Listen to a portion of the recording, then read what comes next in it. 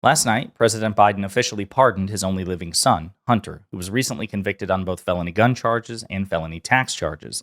And as a consequence, MAGA Republicans everywhere are publicly triggered and losing their minds. But before we unpack all that, if you end up liking this video and you want to support the channel, please be sure to hit the like, subscribe, and alert bells before you go. All right, friends, we have a couple of clips to look at in this video and a lot to go through. But here's the situation. President Biden has officially pardoned Hunter Biden. As a reminder, Hunter Biden was the first child of a sitting president to face criminal charges.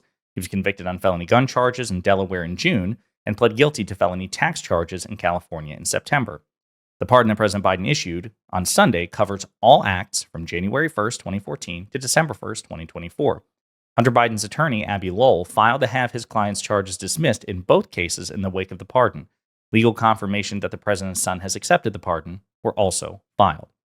So that's the context of this. So we're going to actually read President Biden's full public statement on the pardon. Here it goes. Today, I signed a pardon for my son, Hunter. From the day I took office, I said I would not interfere in the Justice Department's decision-making, and I kept my word even as I've watched my son being selectively and unfairly prosecuted. We're going to read the whole thing, and then I guess we'll unpack it. Without aggravating factors such as use in a crime, multiple purchases, or buying a weapon as a straw purchaser, people are almost never brought to trial on felony charges solely for how they filled out a gun form. Those who were late paying their taxes because of serious addictions but paid them back subsequently with interest and penalties are typically given non-criminal resolutions. It's clear that Hunter was treated differently. So, actually, we will stop there. Just a couple of things. Number one, everything that the president just said there is true. And you're actually going to hear legal commentary from some surprising sources that you might not expect come to President Biden and Hunter Biden's defense here, make the same case. As a matter of fact, Roger Stone, who was a top ally of Donald Trump and pardoned by Donald Trump on a separate matter, we'll get to that, he also was treated with kid gloves by the IRS, even though he owed taxes with a significantly higher liability than Hunter Biden. Hunter Biden was held to a higher standard. So we'll continue. The charges in his cases came only after several of my political opponents in Congress instigated them to attack me and oppose my election. Then, a carefully negotiated plea deal, agreed to by the Justice Department, unraveled in the courtroom, with a number of my political opponents in Congress taking credit for bringing political pressure on the process. Had the plea deal held, it would have been a fair, reasonable resolution of Hunter's cases. No reasonable person who looks at the facts of Hunter's cases can reach any other conclusion that Hunter was singled out only because he is my son, and that's wrong. There's been an effort to break Hunter, who has been 5.5 years sober, even in the face of unrelenting attacks and selective prosecution. In trying to break Hunter, they've tried to break me, and there's no reason to believe it will stop here. Enough is enough. I'll also say that given the incoming Trump administration's commitment to prosecuting their political opponents, which was further reaffirmed by Donald Trump's decision to appoint Kash Patel to be director of FBI, and Patel had been on the record publicly advocating for the prosecution of Donald Trump's enemies and Democrats and the media, I understand the president's concern here. But again, we'll get to all of that. For my entire career, I followed a simple principle. Just tell the American people the truth. They'll be fair-minded. Here's the truth. I believe in the justice system, but as I've wrestled with this, I also believe raw politics has infected this process and it led to a miscarriage of justice. And once I made this decision this weekend, there was no sense in delaying it further. I hope Americans will understand why a father and a president would come to this decision. That's the full statement from President Biden explaining why he did what he did. Again, we'll get into some of the legal analysis in just a second, but again, for broader context. Axios reports that Biden's pardon for his son is the most sweeping presidential pardon in decades, since President Ford issued a blanket pardon for President Nixon, according to Politico. His decision infuriated Republicans and raised questions regarding the precedent that it could set for future presidents, and we'll get to that as well. But Biden is far from the only president to have issued a pardon for a family member or close ally. Donald Trump has his own section here, and it's not even comprehensive. Trump is no stranger to controversial pardons. He issued one for Charles Kushner, the father of his son-in-law, Jared Kushner, at the end of his first term. Kushner had pled guilty in 2004 to filing false tax returns, retaliating against a witness, and making false statements to the Federal Election Commission as part of a prosecution by then U.S. Attorney Chris Christie. He was sentenced to 2 years in prison and served 14 months, per the Washington Post. After being pardoned by Trump in 2020, Kushner was recently announced as Trump's pick to be ambassador to France. Some of Trump's friends and allies also received pardons at the end of his first term. In the final hours of his presidency, he pardoned his former White House advisor Steve Bannon, who was facing criminal charges stemming from a scheme to privately finance a southern border wall. Trump also issued last-minute pardons for his former campaign chairman, Paul Manafort, and longtime associate, Roger Stone. Okay? So to people who are clutching their pearls about this, Donald Trump has done some really shady, controversial stuff with his pardon power as well. We'll get into the public reaction, then the legal commentary, and then my own opinions on the matter. So we're actually going to start with James Comer, the chairman, the Republican chairman of the House Oversight Committee, who investigated Hunter Biden and President Biden during this most recent iteration of Congress. House Committee on Oversight and Accountability Chairman James Comer said the following, quote, Joe Biden has lied from start to finish about his family's corrupt influence peddling activities. Not only has he falsely claimed he's never met with his son's foreign business associates and that his son did nothing wrong, but he also lied when he said he would not pardon Hunter Biden. The charges Hunter faced were just the tip of the iceberg in the blatant corruption that President Biden and the Biden crime family have lied about to the American people. It's unfortunate that rather than come clean about their decades of wrongdoing, President Biden and his family continue to do everything they can to avoid accountability. Now, we spent the better part of 2023 and the first part of 2024 debunking the various lies and mistruths and exaggerations coming from the Comer-led failed sham Biden impeachment inquiry, which ultimately led nowhere, even though they had the votes on paper to impeach President Biden. So if what James Comer said was true, they had the majority. They should have been able to whip the votes and impeach President Biden. They would have not have needed a single Democrat to do that. Instead, even though they talked a big game, one public embarrassment after another, which again, we've covered in dozens of videos, the high stakes, high profile humiliation that James Comer experienced and really brought on himself, stepping on rakes, one mistake after another. He didn't ultimately recommend impeachment, even though he talks a big game. So food for thought. Marjorie Taylor Greene is also not happy. The FBI, if you do a Twitter search on her Twitter, she has two Twitter profiles, X profiles, and just Google Hunter or do a search for Hunter. You'll see she is so upset. Hunter Biden broke gun laws, he broke the FAIR Act, and worst of all, he broke the Mann Act by sex trafficking women across the country. Again, no evidence of that whatsoever, and certainly no prosecutions and convictions for it. This is just Marjorie Taylor Greene's conspiracy theory. Come to find out, Hunter is above the law. But who's going to pardon Joe? Well, by the Republicans' own logic, I suppose if President Biden were guilty of crimes or felt that he was going to be unfairly prosecuted, he could just simply pardon himself, which is what Republicans have advocated Donald Trump do. They advocated he do it in his previous term. They've advocated for him to do it in his upcoming term. So, not that I support that, but just food for thought, the double standard here. She's complaining about no one raiding Hunter Biden's bedroom. She does it again on her personal Twitter account as well, complaining about this particular pardon. We just talked about the response from James Comer.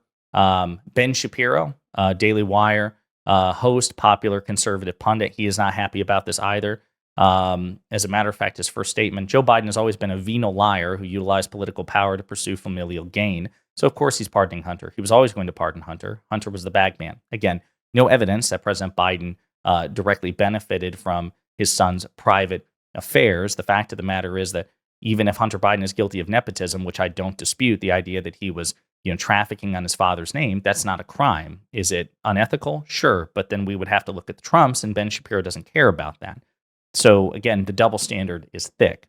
Jonathan Turley, a Fox News legal professor in Georgetown University, constitutional scholar who exclusively picks on the Democrats and grades Donald Trump on a curve, he was not happy about this either. But this pardon, Joe Biden shredded any residue of veracity and credibility as president, complaining about this. He's hardly the poster child for a victim of over-enforcement of federal laws. He was given a free pass. He's not happy.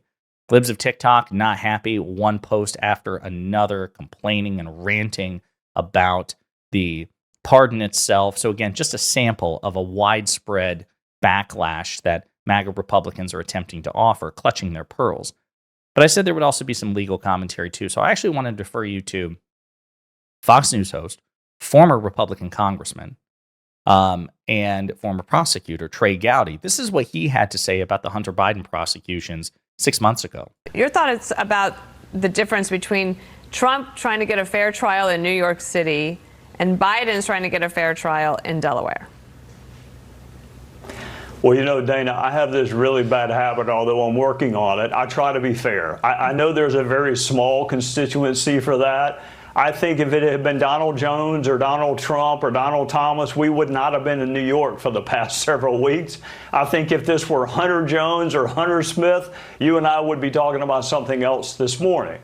So we got to get beyond treating people differently based on their political status or what their last name is. I did gun prosecutions for 6 years. I went after convicted felons. I went after people who were fugitives from justice. I went after lots of different people who are prohibited from possessing a firearm. But I'll bet you there weren't 10 cases prosecuted nationwide of addicts or unlawful drug users who possess firearms or lied on applications. I bet there weren't a dozen, which makes you wonder, of all the cases you could be pursuing in Delaware, why are you pursuing this one? So there you have it. Trey Gowdy. Okay, Trey Gowdy making the case that these charges would not have been brought in a different context by a different person on Fox News of all places. Former Watergate prosecutor also weighed in on this as well. Again, just to really drive the point home. Okay, Jill, let me start with you. Your initial reactions or your reaction to President Biden pardoning his son. I am relieved and thrilled that he did it. I think this was one of those cases that called out for clemency. Hunter Biden, first of all, would not have ever been prosecuted for the gun crime, but for his last name.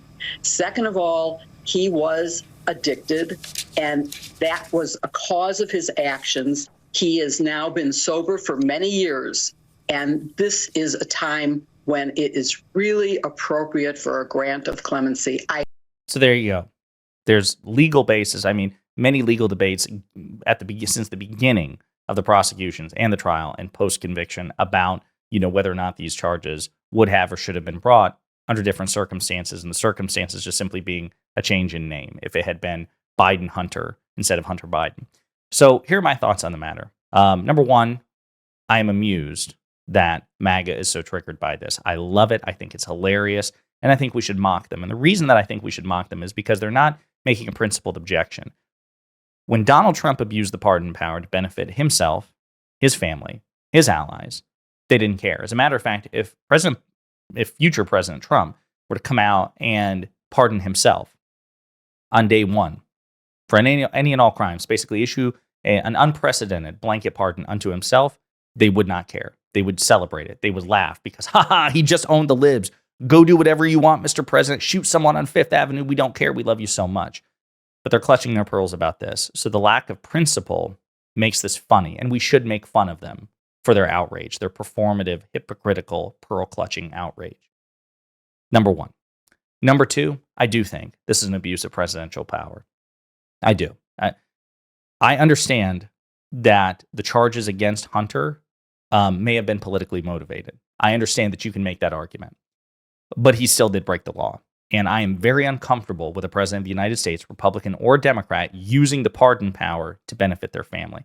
Totally understand the logic behind it. Totally appreciate how President Biden, who has lost children, who has lost, a former spouse, who nearly lost his own son, Hunter, this particular son, to addiction, would want to protect his son. I totally understand that. I don't think it's evil what he's doing. But I do think, by definition, it's an abuse of power. Now, others have disagreed, and I totally understand the disagreement too, which is, okay, well, listen, if you think that these charges would not have been brought under different circumstances and that Hunter Biden was treated unfairly, that's precisely what the pardon power is for. And that is a good argument. I totally understand that. But as a general principle, if you know my position on presidential immunity, for example, I don't think that any president should be entitled to presidential immunity. Trump, Biden, Obama, Bush, Clinton, it doesn't matter.